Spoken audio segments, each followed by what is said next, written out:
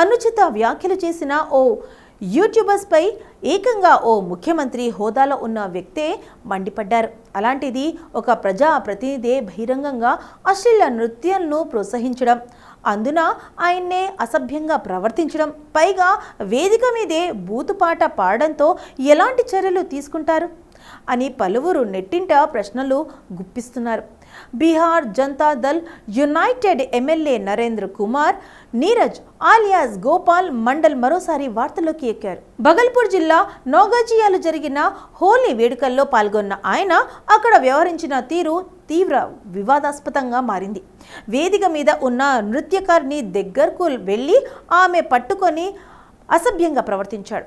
Currency నోట్ను ఆమె చెంపకు అతికించాడు. అక్కడితో ఆగకుండగా నేను డ్యాన్స్ మాత్రమే చేయలేదు, ఆమెను ముద్దు కూడా పెట్టుకున్నా అంటూ మైకులో ప్రకటించారు. ఇది ఇక్కడితోనే ఆగలేదు. రాత్రి సమయంలో జరిగిన వేడుకల్లోనూ ఆయన పాల్గొన్నారు. రికార్డింగ్ డాన్సర్లతో చిందులేశారు. ఆపై మైక్ అందుకొని బూతు పాటలు పాడి అక్కడున్న వాళ్లను హుషారెత్తించారు. ఈ వీడియోలు వైరల్ కావడంతో ఆర్జేడీ భగ్గుమంది. ఇలాంటి వాళ్లపై కేసులు నమోదు చేస్తారా, చర్యలు తీసుకుంటారా అని కొందరు నెటిజన్లు ప్రశ్నిస్తున్నారు. ఇటువంటి ప్రజా ప్రతినిధులపై కూడా న్యాయస్థానాలు తీవ్ర వ్యాఖ్యలు చేయాలని పలువురు కోరుకుంటున్నారు.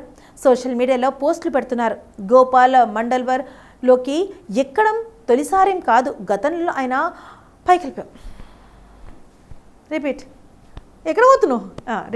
గతంలో ఆయన అండర్ రైల్వే రైళ్లలో తిరిగి వైరల్ అయ్యారు.